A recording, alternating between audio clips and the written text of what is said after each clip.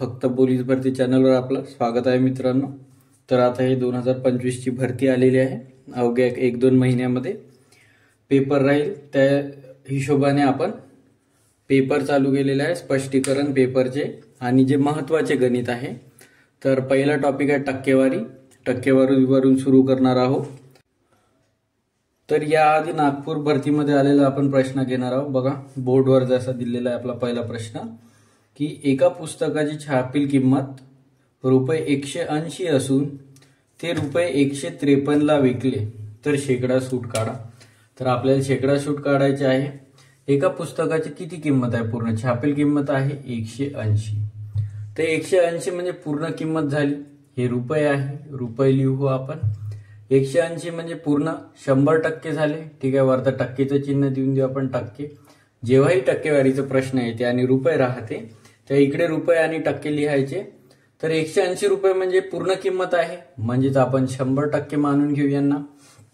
तर किती रुपयाला विकले ते बघा प्रश्न वाचा। प्रश्नामध्ये काय दिलेलं आहे की 180 रुपये काय आहे त्याची किंमत असून ते 153 रुपयाला विकले। किती रुपयाला विकले?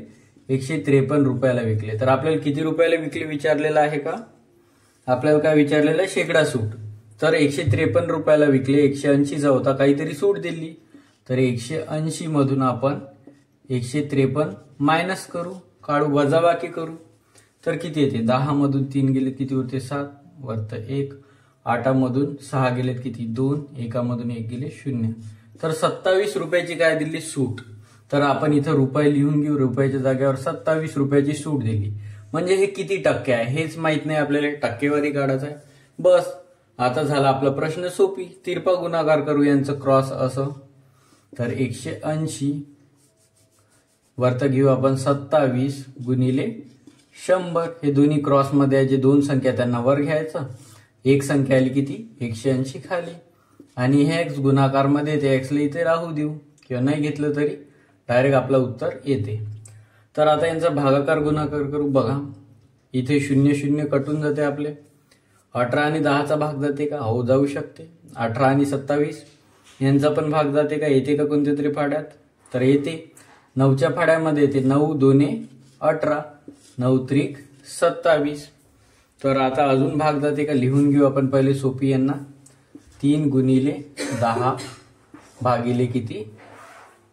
3 गुणिले 10 भागिले 2। 2 न भाग जाते का? 3 ला नाही। ठीक आहे, 10 ला जाते। बे 1 बे, बे 5 10। तर 3 गुणिले 5 म्हणजे 5 त्रिक किती? 15। खाली काहीच नाही राहिले, 5 त्रिक किती येते? 15। म्हणजे किती टक्के सूट झाली? 15%। ऑप्शन मध्ये दिलेलं का? बघा पहिलंच ऑप्शन आहे 15%। आलं आपलं उत्तर। आपण दुसऱ्या प्रश्नाकडे वळूया। दुसरा प्रश्न काय दिलेला आहे बघा स्क्रीनवर बघा। एका दुकानदाराने 15 शर्ट 2340 रुपयांना विकल्यास 60 रुपये तोटा झाला, तर प्रत्येक शर्टची खरेदी किंमत काढायची आहे। बघा 15 शर्ट किती रुपयांना विकलेले आहे? 2340 रुपयांना। तर तोटा झाला, तोट्याचा झाला 60 रुपयाचा तोटा झाला। आता 2340 रुपयांना विकले आणि 60 रुपयाचा तोटा झाला, म्हणजे घेतले होते त्याच्यापेक्षा 60 रुपये कमी किमतीमध्ये विकलेले आहे। 2340 मध्ये विकलेले आहे, 60 रुपये कमीले विकलेले आहे। तर आपण काय करू? हे 60 रुपयांची यांच्यामध्ये बेरीज करू। 2340 मध्ये 60 0 0 0, 6 4 10 म्हणजे 0, वरत लिहू 1, 3 आणि 1 4 आणि 1 2400। तर 15 शर्ट किती रुपयांना खरेदी केले होते? 2400 रुपयांना खरेदी केले होते। बघा प्रश्न काय म्हटलं? एका दुकानदाराने 15 शर्ट 2340 रुपयांना विकल्यास 60 रुपये तोटा झाला, तर प्रत्येक शर्टची खरेदी किंमत। तर हे 2400 किती शर्टची किंमत झालेली आहे? 15 शर्टची। तर एका शर्टची जर खरेदी किंमत काढायची असेल आपल्याला तर काय करावं लागेल? 2400 ला 15 ने भाग द्यावा लागेल। तर इकडे देऊ आपण 2400 भागिले किती? 15 भाग किंवा 2400 लिहू, भागू किती? 15 ना। तर 15 1 15, 24 मधून 15 गेली किती उरले? 9। हे 0 घेऊ खाली। ठीक आहे, 15 किती? 90 होते। 15च्या 15 सकम किती होते? 90। तर 15 सकम किती होते? 90। 90 मधून 90 गेले, 0 राहिले आणि हे 0 जसेच्या तसे। तर काय आलं आपलं उत्तर 160. तर काय आलं आपलं उत्तर 160. तर एका शर्टची खरेदी किंमत किती झाली?